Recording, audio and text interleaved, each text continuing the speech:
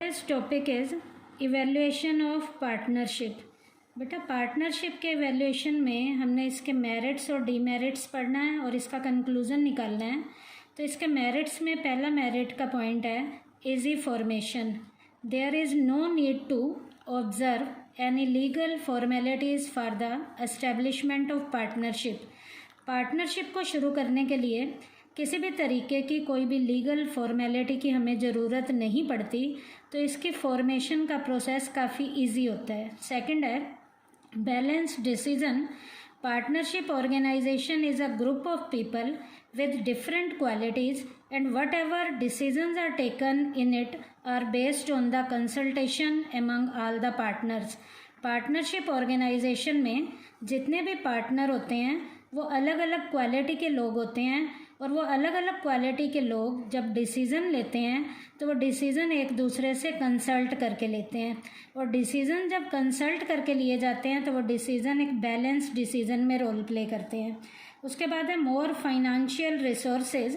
The sole trade suffer from the demerit of lack of capital but the partnership business is free from the drawback. बेटा sole trader को financial problem को सहना पड़ता है, लेकिन partnership में जितने भी पार्टनर्स होते हैं वो अपना अपना पैसा लेकर आते हैं, उन्हें ये पैसे से रिलेटेड किसी भी प्रॉब्लम को फेस नहीं करना पड़ता। उसके बाद है division of risk. Unlike the sole trade, the entire burden in case of loss does not fall on any single individual but gets divided among many partners या many persons। बेटा sole trader में जितना भी risk होता है उस अकेले को सहना पड़ता है, जबकि पार्टनरशिप में कई पार्टनर होते हैं और वो पार्टनर मिलकर जो भी रिस्क होते हैं, जो लॉसेज होते हैं, उन्हें मिल बांटकर कवर कर लेते हैं। उसके बाद है secrecy. The accounts of partnership firm are not presented the public as is in the case with the companies। बेटा पार्टनरशिप के बिजनेस में पार्टनर्स को अपने अकाउंट आम लोगों के आगे पब्लिश नहीं करने पड़ते, जबकि कंपनी में कंपनी वालों को अकाउंट आम लोगों के आगे पब्लिश करने पड़ते हैं। In this way there is more secrecy in partnership as compare to company. बेटा कंपनी के कंपैरिजन पार्टनरशिप में सीक्रेसी बहुत ज़्यादा होती है। तो ये तो पार्टनरशिप के मेरिट्स के पॉइंट थे। अब बेटा पार्टनरशिप की लिमिटेशन क्या क्या हैं? इसमें पहली लिमिटेशन है unlimited liability. In partnership every partner has unlimited liability. In other words every partner is responsible collectively and individually for all the liabilities of the partnership। बेटा पार्टनरशिप के बिजनेस में पार्टनर की लाइबिलिटी अनलिमिटेड होती हैं। Unlimited का मतलब है loss की रिकवरी उनकी पर्सनल प्रॉपर्टी में से होगी और जितने भी पार्टनर हैं वो इंडिविजुअली भी लायबल होंगे और कोलेक्टिवली भी लायबल होंगे। उसके बाद है limited resources. In the partnership business the financial resources remain unconfined to the capital of the partners and their capacity to raise loans at the time of expansion. The business financial resources prove to be insufficient। बेटा कितने भी partner क्यों ना हो वो अपना अपना जो पैसा लेकर आते हैं उनका पैसा पार्टनरशिप बिजनेस में कम पड़ जाता है। यदि इसका कंपैरिजन हम कंपनी फॉर्म से करें, पार्टनर अपना पैसा भी लगाते हैं, लोन लेके भी लगाते हैं, लेकिन फिर भी उनके रिसोर्सेज कंपनी के कंपैरिजन काफ़ी कम होते हैं। उसके बाद है lack of harmony. The success of the partnership depends on the mutual understanding, confidence and cooperation but whatever there are more people.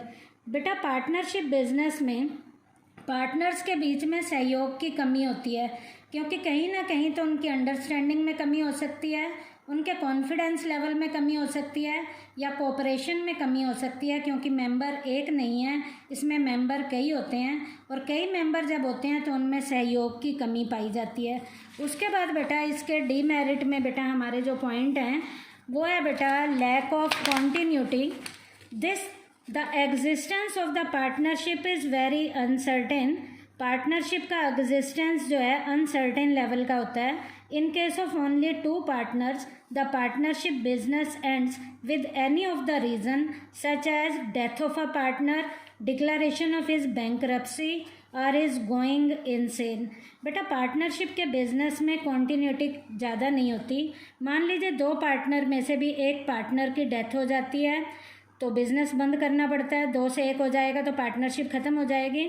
2 में से एक पार्टनर यदि बैंकरप्ट हो जाता है, दिवालिया हो जाता है, तो भी 2 से 1 के ऊपर आ जाते हैं तो भी पार्टनरशिप ख़त्म हो जाती है। या 2 में से एक पार्टनर जो है पागल हो जाता है तो भी जो है बिज़नेस जो है बंद हो जाएगा, क्योंकि 2 से 1 पे आ जाएंगे तो पार्टनरशिप ख़त्म हो जाएगी। उसके बाद है lack of public faith. Since unlike the company business the annual accounts of a partnership business are not presented to the public. Partnership के बिजनेस में कंपनी की तरह इन्हें अपने अकाउंट आम लोगों के आगे पब्लिश नहीं करने पड़ते। The real position of business does not become known to the public. In this way actual economic position of the business is not known. जब इन्हें अपने अकाउंट आम लोगों के आगे पब्लिश नहीं करने पड़ते, जिसके कारण जो है आम लोगों को इनकी एक्चुअल पोजीशन के बारे में पता नहीं चल पाता, जिसके कारण कंपनी का तो लोगों पर विश्वास होता है लेकिन पार्टनरशिप का लोगों के ऊपर विश्वास नहीं होता। उसके बाद बेटा डीमेरिट्स को पढ़ने के बाद इसके कंक्लूजन में, after studied merits and demerits of partnership business we can certainly say that this form of business organization is the best when the business happen to be medium size and the partners have mutual understanding and goodwill। बेटा partnership का business तभी फ़ायदेमंद होगा जब medium size का business होगा और partners के बीच में प्रॉपर अंडरस्टैंडिंग होगी और गुडविल होगी। तो ये तो बेटा इसके मेरिट्स और डीमेरिट्स थे। अब लास्ट इसमें पार्टनरशिप में जो टॉपिक है हमारा, distinction between partnership and soul trader. बेटा पार्टनरशिप और सोल ट्रेड का डिफरेंस क्या है, बेसिस ऑफ डिफरेंसेस की हेल्प से करेंगे हम। पहला है नंबर ऑफ मेंबर्स। पार्टनरशिप में मिनिमम 2 मेंबर्स हैं, मैक्सिमम 50 होते हैं। सोल ट्रेडर में the owner of the sole proprietor is an individual. Soul trader में बिजनेस का ओनर एक अकेला व्यक्ति होता है। उसके बाद है act, Indian partnership act 1932 apply to partnership business. Partnership business पे इंडियन पार्टनरशिप एक्ट 32 अप्लाई होता है और सोल ट्रेडर में no act apply to this business. Sole trader पे कोई भी एक्ट अप्लाई नहीं होता। उसके बाद है रजिस्ट्रेशन। पार्टनरशिप में registration is not necessary but it is useful. इसका रजिस्ट्रेशन ज़रूरी नहीं है लेकिन फिर भी फ़ायदेमंद होता है, इसलिए लोग करवा लेते हैं, लेकिन करवाना ज़रूरी नहीं है। और सोल ट्रेडर में there is no question of registration in respect of sole proprietor. Sole proprietor के बिजनेस में रजिस्ट्रेशन का कोई क्वेश्चन ही पैदा नहीं होता है। उसके बाद है profit loss sharing. Profit and loss is divided among all the partners according to the agreement and in the absence of clear agreement it is divided equally। Partnership में बेटा प्रॉफिट और लॉस पार्टनर्स में उनके agreement के according होता है और agreement में बिल्कुल क्लियर बताया गया होता है कि कितना उनका प्रॉफिट है और कितना उनका लॉस है। और सोल ट्रेडर में soul trader himself is the recipient of all the profit and loss, जबकि सोल ट्रेडर में सारा का सारा प्रॉफिट और लॉस सोल ट्रेडर का ही होता है। उसके बाद है management. All the partners are one partner on behalf of other manages the firm. Partnership में सारे के सारे पार्टनर या तो सारे पार्टनर एक पार्टनर के प्रति लायबल होते हैं या एक पार्टनर सारों के प्रति लायबल होता है, जबकि सोल ट्रेडर में the entire burden of the management lies on the soul trader. Soul trader में सारी की सारी मैनेजरियल एक्टिविटी का बर्डन उस अकेले व्यक्ति पे ही होता है। उसके बाद है बेटा कैपिटल का पॉइंट। पार्टनरशिप में all the partner invest capital in the firm as a result of which the financial resources of the firm increases. बेटा सारे के सारे पार्टनर मिलकर पैसा लगाते हैं, फाइनेंशियल रिसोर्सेज भी उनके होते हैं और रिसोर्सेज की कोई कमी नहीं होती है, क्योंकि पार्टनरशिप में सोल ट्रेडर के कंपैरिजन पैसा जो है ज़्यादा होता है। और सोल ट्रेडर में the amount of capital is limited because of single owner, क्योंकि एक अकेला ओनर होता है तो इसके पास पैसा कम होता है।